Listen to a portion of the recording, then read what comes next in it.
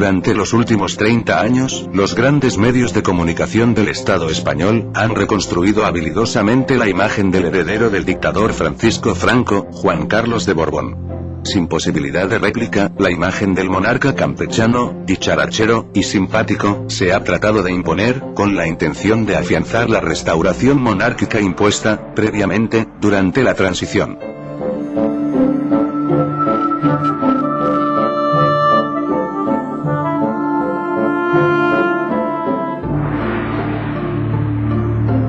Sin embargo, y a pesar del pacto mediático, la figura del rey dista mucho de ser incuestionable. A su falta de legitimidad democrática, y su nunca bien aclarada actuación durante el golpe del 23F, es preciso añadir también, uno de los temas más censurados durante su reinado: sus negocios. Los negocios de Juan Carlos I, y su íntima relación con la clase empresarial, tienen muy poco que ver con esa cuidada figura mediática, en la que se le muestra como el rey de todos los españoles.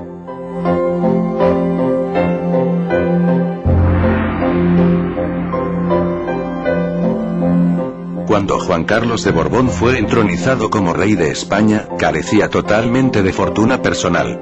En 1962, coincidiendo con su boda con Sofía, el banquero Luis Valls Taberner comenzó a proporcionarle una generosa cantidad de dinero, destinada a aportar liquidez económica a los recién casados.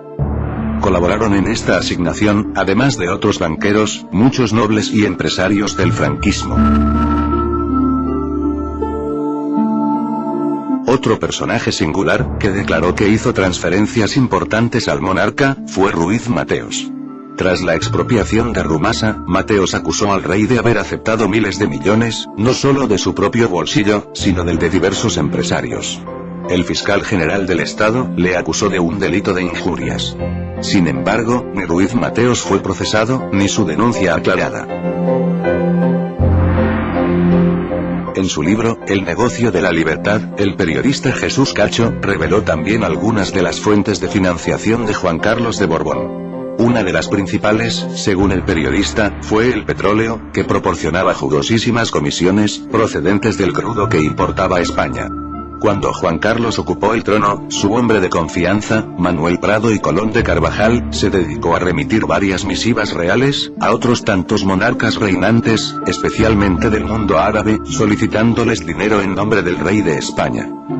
El propio monarca, en una carta dirigida al Shah, le decía: me tomo la libertad, con todo respeto, de someter a tu generosa consideración, la posibilidad de conceder $10 millones como tu contribución personal para el fortalecimiento de la monarquía española.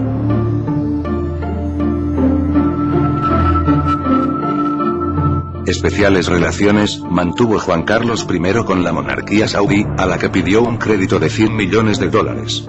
Según Jesús Cacho, los pagos se justificaron en Kuwait, por la necesidad de que, durante la llamada tormenta del desierto, la aviación estadounidense pudiera disponer a su antojo, de las bases aéreas españolas de Rota y Torrejón, para lo que era preciso untar a los políticos.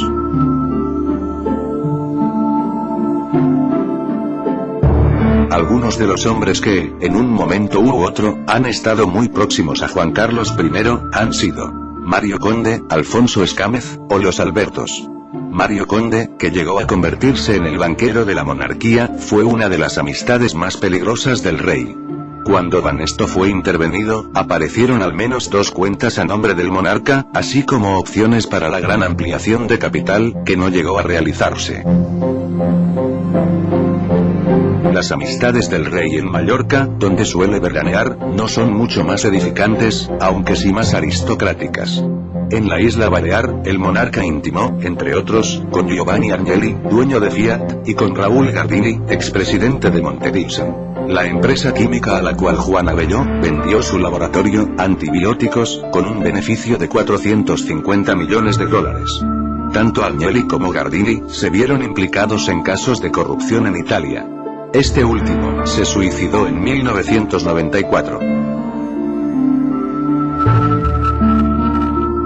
En el año 2003, llegó de Francia el que, hasta el momento, es el último escándalo real. Durante la instrucción de un caso por apropiación indebida, el expresidente de ELF, Le Floch-Prigent, declaró, sobre la compra de Ertoil, haber entregado 55 millones de francos en España a numerosos hombres políticos. En particular a los próximos a Felipe González, y del entorno del rey Juan Carlos, con el que Le Floch-Prigent aseguraba haberse visto en múltiples ocasiones.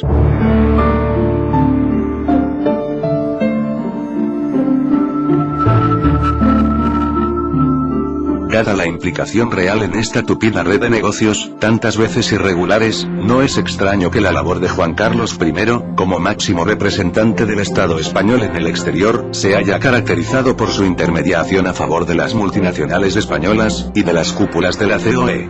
Medios latinoamericanos han denunciado sus actuaciones en beneficio del Santander Central Hispano, o de Repsol en Argentina, ante la ofensiva española por hacerse con YPF. En la actualidad, resulta muy difícil cuantificar con exactitud a cuánto asciende la fortuna real. Además de todo cuanto haya podido obtener con sus negocios Juan Carlos de Borbón, actualmente, la partida del presupuesto general del Estado asignada a la Casa Real, asciende a los 7,78 millones de euros.